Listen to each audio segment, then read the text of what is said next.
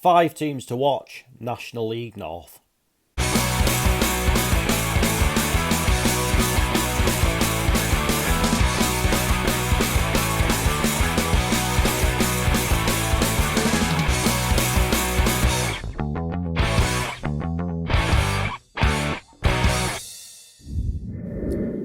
Yes, hello everyone, good evening and welcome to the final edition of this year's 5 teams to watch. And in this video we are looking at the National League North. Now I know one or two of you might be expecting us to do a National League version of these, but obviously in the week leading up to the start of the National League season I'm going to be doing my predictions video, so all 24 teams in the National League will be getting discussed before the start of the season. But for the purpose of this video, I will reiterate once again that this is not in any way, shape or form a predictions video. It is literally just me hand-picking 5 teams from said division and discussing why I personally think that you need to maybe keep your eye out for them. And it could be for any reason. It could be maybe that they're expected to struggle, maybe the step up that they're facing. It can be absolutely anything. So without further ado, let's get into this. And at number 5 for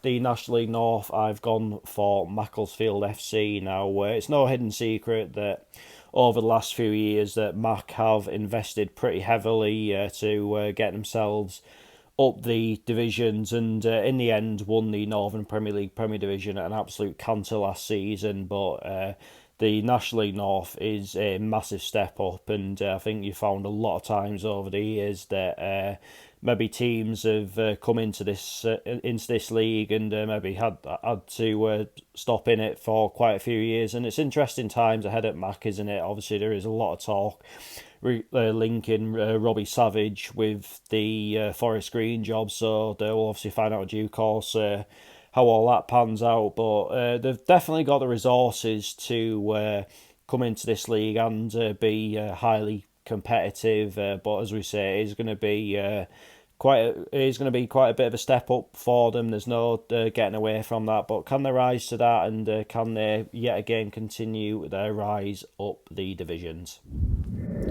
At number 4, and also new to this division, it is Merthyr Town. Now I'm looking forward to seeing how Merthyr fare in this in this league. I think they're possibly even coming into it as underdogs, a little bit geographically cut off from the rest of the league, obviously being the only Welsh team in this league. I know that's obviously subjective given the exact location of Chester's ground, but again, yeah, I think it's gonna be a huge step up for them. But I think it is possibly one of those that I think supporters of National League clubs, North clubs, are quite looking forward to. I think one or two of them might make a weekend in Cardiff out of it. But can Merthyr swing a surprise? I think a couple of years or so ago they had a decent run in the FA Cup, so they are I certainly don't think you can underestimate them. But can they do enough over the course of the season to keep their heads above water and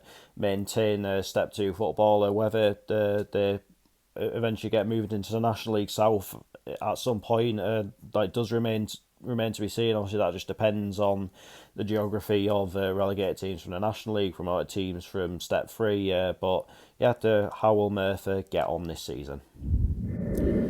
At number 3, it is Scarborough Athletic. Now it's going to be a pretty testing year for Scarborough, it goes without saying. Obviously you'll be well aware of the issues at the Scarborough Sports Village, and obviously the work that he's doing on the pitch, and obviously for this current season they are going to have to play the home games yet again at Bridlington, which is a bit of a crying shame really, because obviously you think about when Scarborough Athletic first formed following the original Scarborough FC folding. They spent a lot of years at Bridlington, and it was a long, hard slog at times for the supporters to get the club back to Scarborough, and eventually they managed that, and you thought from that point that they'd be settled, and maybe before long they'd get back to where the previous club once were. But this is a knockback for them for sure, and obviously you would expect that their attendances might take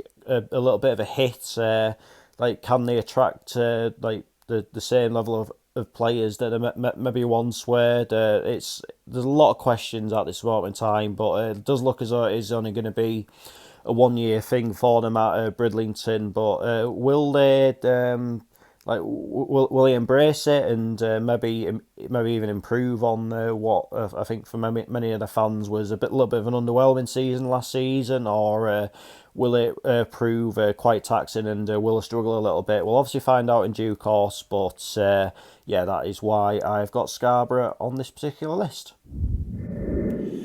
At number 2, I've gone for Kings Lynn Town. Now, the recruitment drive at Kings Lynn so far this summer has been very, very impressive, I've got to say. And there are one or two people already suggesting that they're going to be right up there this season. So I'm looking forward to seeing just how all that pans out, I've got to say. Obviously, a few years ago, Kings Lynn were in the National League. I had a couple of years stint in the National League, and granted, obviously at that time things were still very COVID-y, so they maybe got away with one or two things before eventually being relegated. But they have kind of been kind of stuck in this league for a good few years now. But definitely getting a squad together that can most definitely challenge. But as we said, there's absolutely no guarantees that the will. There's no guarantees that they'll get promoted. There's not even any guarantees that they'll get in the playoffs. But certainly getting a squad together that you've definitely got to keep your eye on. But the big question is, will they all gel together and and be in the sort of position that maybe quite a few people expect them to be come the end of the season. Number 1, it is South Shields. Now, it is a very exciting time, I think, for Shields. I think maybe last season was a little bit underwhelming for them, but I do like the appointment of Ian Watson as manager, and obviously he's brought in Carl Magne as his assistant, so they've got an absolute ton of contacts between them, and I think that's already being shown with some of the players that they have got through the door. I think there's a good mix in there of experienced players, but like promising younger talents, especially within the northeast region. So I'm expecting Shields to kick on a little bit more this year and possibly even mount a bit more of a challenge for those top 7 spots. As we say, it was a pretty bland season for them last season, but I think it's definitely sort of more optimistic, exciting times ahead. I think obviously for Ian Watson, this is the first time he's had a go at being the number 1. Obviously, he was assistant to Mike Williamson at Gateshead, at MK Dons, and at Carlisle for quite a good few years. So obviously, I won't say going solo, because obviously he's got Carl Magne as his assistant, but obviously as the number 1, how will he rise to that particular challenge? Will South Shield style of play, will it be Mike Williamson-esque, or will he maybe have his own take on things? We'll obviously find out in due course, but as we say, exciting times ahead for South Shield, but can they push on a little bit more and push towards those top 7 spots? But that is that for this video, and I'll be back tomorrow, and at long last match videos are back, but not quite starting my 2025-26 season just yet. Instead, we're heading out to Bratislava for the small matter of the Under-21s Euros final